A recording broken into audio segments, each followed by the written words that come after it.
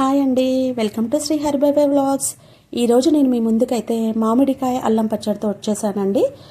ఈ మామిడికాయ అల్లం పచ్చడి సంవత్సరం పొడుగుతా సేమ్ ఫ్లేవర్ తోటి, సేమ్ టేస్ట్ తోటి, అదే రంగుతోటి ఉంటుందండి. ఎప్పుడు తిన్నా మళ్ళీ మళ్ళీ తినాలనిపించే విధంగా ఉంటుంది. చాలా చాలా బాగుంటుంది. దీనికి మనం ఒక 2 kgs మ్యాంగోస్ని తీసుకొని 4 గంటలు వాటర్లో నానబెట్టుకొని తర్వాత తీసి పొడి బట్టతో తుడుచుకోవాలండి. తర్వాత ఇలా వీడియోలో చూపిస్తున్న విధంగా కట్ చేసుకోవాలి. ఆ తర్వాత అల్లం 1/2 kg, వెల్లుల్లి 1/2 kg పొట్టు తీసి నీట్గా అల్లం ముక్కలను అయితే చిన్నగా కట్ చేసి పెట్టుకొని పేస్ట్ చేసి పెట్టుకోవాలండి. ఇప్పుడు అసలు ఈ పచ్చడికి దరిదాపులలో కూడా వాటర్ డ్రాప్ ఉండకూడదండి. వాటర్ డ్రాప్ ఉంటే ఇది బూజు వచ్చేస్తుంది అనమాట. సో చాలా జాగ్రత్తగా ఉండాలి మనం. వాటర్ డ్రాప్స్ ఇక్కడెక్కడ లేకుండా, వాడే బౌల్స్లో కూడా వాటర్ డ్రాప్స్ లేకుండా పొడి బట్టతో తుడుచుకొని ఎండలో పెట్టుకోవాలన్నమాట మనము. లేదంటే పచ్చడి బూజు వచ్చేస్తుంది. సో చాలా చాలా జాగ్రత్తగా ఉండాలండి ఈ పచ్చడి చేసేటప్పుడు. అండ్ అల్లం వెల్లుల్లి కూడా చాలా ఫ్రెష్గా ఆ రోజు రుబ్బుకోవాలన్నమాట మనం.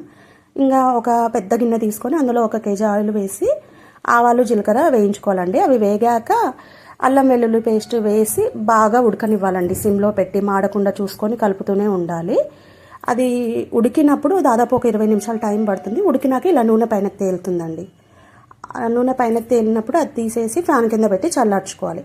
ఇంకొక పెద్ద బేషన్ తీసుకొని అందులో ఒక 1/2 టేబుల్ స్పూన్ పసుపు, 1/2 టేబుల్ స్పూన్ జీలకర్ర పొడి, 1/2 టేబుల్ స్పూన్ మెంతిపిండి వేసుకొని దాంట్లోకి ఆవపొడి కూడా వేసుకోవాలండి. ఇప్పుడు ఆవపొడి వేసామండి. ఆవపొడి వేసుకున్నాక దీంట్లోకి మనము కారం, ఉప్పు చూపించిన క్వాంటిటీస్లో వేసుకోవాలండి. వేసుకొని ఉప్పు కూడా వేసుకోవాలి. ఉండలు లేకుండా చూసుకోవాలి. ఉప్పు అయితే కల్లుప్పు మనము కొంచెం ఎండలో పెట్టేసి దాన్ని మిక్సీ పట్టుకొని అది వాడుకోవచ్చండి. చాలా మంచిది మనకి. ఇప్పుడు వేరే ఏ సాల్ట్ వాడినా కూడా మనకు మామిడికాయ పచ్చడికి అంత టేస్ట్ రాదనమాట. ఎస్పెషల్లీ ఆవకాయకి కానీ అల్లం పచ్చడికి కానీ.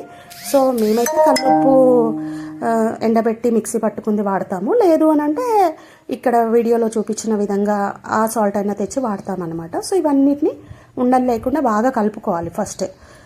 ఫస్ట్ బాగా కలుపుకున్నాక మనం ఏం చేయాలి అని అంటే, ఇప్పుడు ఫ్యాన్ కింద అది పెట్టాం కదా అల్లం వెల్లుల్లి పేస్ట్ మిక్చర్ ఆయిల్లో డీప్ ఫ్రై చేసింది, అది తీసుకొచ్చి అది బాగా చల్లారాక తీసుకురావాలి. లేదంటే మామిడికాయ పచ్చడి నల్లబడిపోతుంది, లేదు అని అంటే ముక్కలు మెత్తబడిపోతాయి అన్నమాట. టేస్ట్ చేంజ్ అవుతుంది. సో చాలా చల్లారాకనే కలపాలి మనము.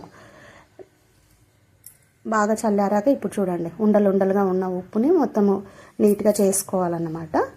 చేసుకొని ఇవన్నీ కలిపి దీన్ని తీసుకొని వెళ్ళి ఇలా మంచిగా కలిపిన మిశ్రమాన్ని తీసుకొని వెళ్ళి దీనికి ఇప్పుడు మామిడికాయ ముక్కల్ని కలపాలండి. దీనికి ఈ కలిపిన మిశ్రమాన్ని తీసుకొని వెళ్ళి ఈ అల్లం వెల్లుల్లి పేస్ట్ ఉంది కదా దీనికి మిక్స్ చేయాలి.